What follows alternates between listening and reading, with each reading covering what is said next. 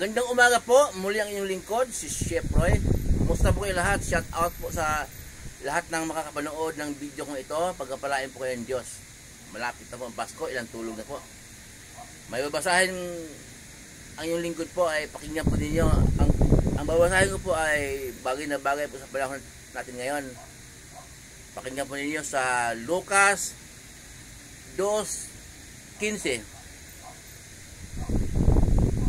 Nang makaalis na ang mga anghel pabalik sa langit, ang mga pastol ay nag-usap-usap, tayo na sa Bethlehem. Tingnan natin ang pangyayaring ito na ibinalita sa atin ng Panginoon. Nagmamadali silang pumunta roon at natagpuan nila si Maria at Jose at naroon ang sanggol na nakahiga sa sabsaban.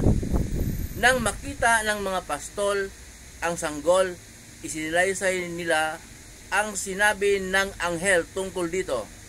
Namangha ang lahat ng nakarinig sa sinabi ng mga pastol. Tinandaan ni Maria ang mga bagay na ito at ito'y kaniyang pinagbulay-bulayan.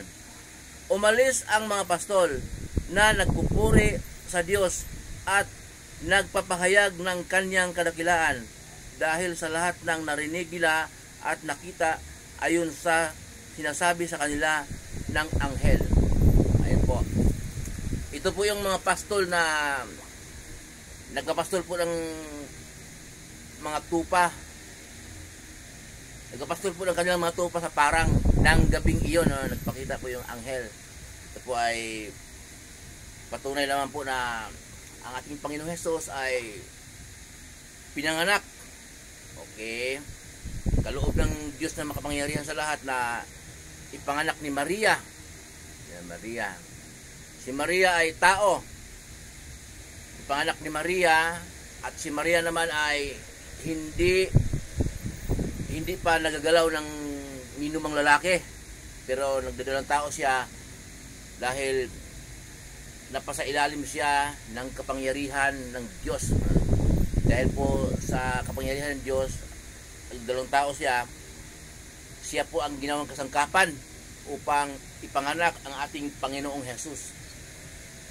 Kasi po, kailangan magkatawang tao siya.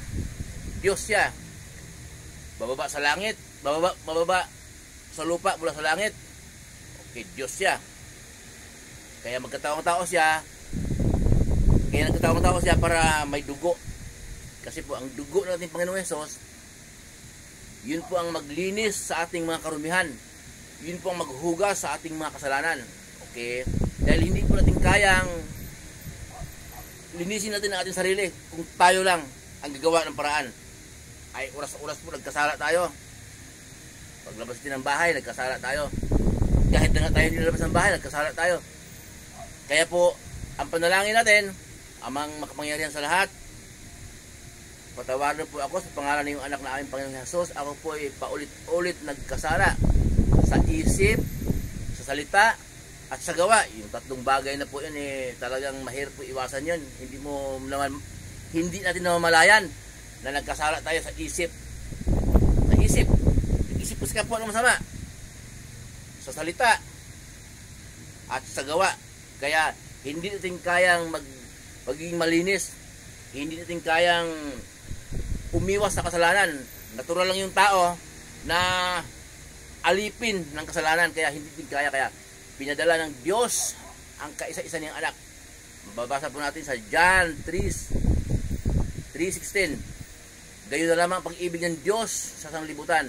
Ibinigay niya ang kanyang kaisa-isang anak upang kung sino man sumasampalataya ay hindi mapahamak, kundi magkaroon ng buhay na walang hanggan. Kaya po ang mababasa po natin nung lumaki natin Panginoong Hesus. Isurkat ko lang po, nung nangaral na siya, dahil sa ang mga tao naguguluhan kung anong pangalan ng Diyos Ama. Yung iba nagsasabi na ganito wala namang talagang vowels. Yung Y, H, W, Y, mga ganun lang pa. Kasi ang salita po ng Diyos Ama ay nagagaling po sa bibig niyang kulog. Kaso sa Biblia ay parang kulog, hindi po talaga maunawaan ng tao. Lalo na po tayo, Pilipino tayo Kaya para talagang walang vowels yung Why? It's mga ganon. Wala na pong tayong idadagdag sa salita ng Diyos na nakasulat sa Biblia. Kaya po, dahil sa ganon, nagtalo-talo ang mga tao kung anong pangalan ng Diyos Ama, tinuro ng ating Panginoong Hesus na tawagin siyang Ama. Napakaliwanag po yun. Kaya, pag-ibig, ang Diyos ay pag-ibig. Para hindi maguguluhan tayo, sa atin na yun, guguluhin yung isip natin. Para hindi maguluhan, sinadya ng Diyos na ituro sa atin ni Jesus na tawagin siyang Ama. Anong sinangaral na? Sabi ng Panginoong Jesus, mahal kayo ng inyong Ama na nasa langit. Kapag humiling kayo sa inyong Ama na nasa langit, bago pa kayo humiling, alam na ng Ama kung ano ang inyong hinihiling. Okay? Alam na, yung mga kausap ni Jesus noon, yung mga may relasyon sa Diyos. Siyempre, pag may relasyon ka sa Diyos, alam na ng Diyos kung anong hilingin mo. Parang tao, pag may relasyon ka sa tao, alam ng karelasyon mo kung anong paborito mo. Tama ba? Kapwa-tao lang tayo ha, pero pag Diyos ang karelasyon natin, makapangyarihan yan eh. Alam na ng Ama. Sabi naman ng ating Panginoon Jesus, ganito kayo kung manalangin. Ama naming nasa langit ka. O, di ba? Puro Ama. Tinuro niya Ama. Wala namang magtatalunan. Ama na ang tawag natin doon sa Diyos na makapangyarihan sa lahat. Huwag na po tayo magtalo. Huwag po natin lagyan ng A, I, I, O, yung mga litra na yan na sa Old Testament na nakalagay doon. 4 na litra lang ang pangalan ng Diyos Ama. Yun po. Talagang gano'n, napakabuti ng Diyos sa atin. Talagang hindi tayo pinahirapan na banggitin ang kanyang pangalan pag tumatawag tayo. Huwag po natin mag-imbento. Kasi po, nauna nang sinabi ng lingkod na kahit gaano ka katalino, hindi ito na pag-aral sa school. Ang Diyos ang magbigay sa iyo ng karunungan upang maunawaan mo ang mga bagay na yan. Kahit saliksikin mo, na may nakausap ako kasi na saliksikin mo ang salita ng Diyos kahit anong gawin mo saliksik.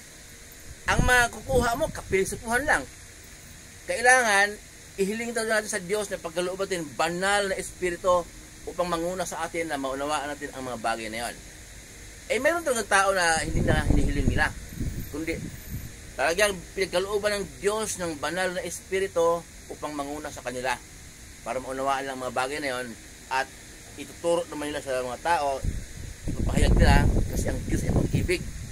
Kahit saang lugar, nagpapadala ang Diyos ng tao upang maghayag ng kanyang salita dahil nais ng Diyos na ang lahat ng tao ay maligtas. Kaso may tao talaga na ayaw May tao talaga na pag naghayag ng salita ng Diyos, pag nakatalikod ka, pinatawanan ka. Ganun yung lingkod. Hindi nakapagtaka. Pag wala ka, at tawanan ka, nasaan na si Bible, nasaan na si kung ano tinatawag sa akin na, kaya, huwag mo tayo magtaka. Basta ang mahalaga, kapag pinagkalooban ng Diyos ng kaunawaan ng kanyang salita, ihayag mo dahil utusin niya ng Diyos. Wala pong ibang nais ng Diyos. Ulitin ko po sa Mateo 17:5, ang sabi ng Diyos, dinig mula sa langit, ito ang minamahal kong anak na lubos kong kinalulugan, pakinggan ninyo siya. Ayun pala ang utos ng Diyos Ama. Pakinggan natin si Jesus. Yung anak na tinutukoy niya, pakinggan natin si Jesus. Pakinggan natin ang turo niya. Huwag tayo makinig sa ibang turo. Nasaan turo ni Jesus? Sa Bible. Mateo, bago magpahayag, aklat ni Judas. Po. Muli po yung lingkod, si Chef Roy. Mabuhay po kayo lahat. Ingatan kayo ng Diyos. Pagpapalain kayo ng Diyos. Kasamahan kayo ng Diyos kahit saan kayo pupunta. Mga trabahong pinasukan ninyo, anumang negosyo na pinagkitaan nyo sa buhay ayon sa kalooban ng Diyos.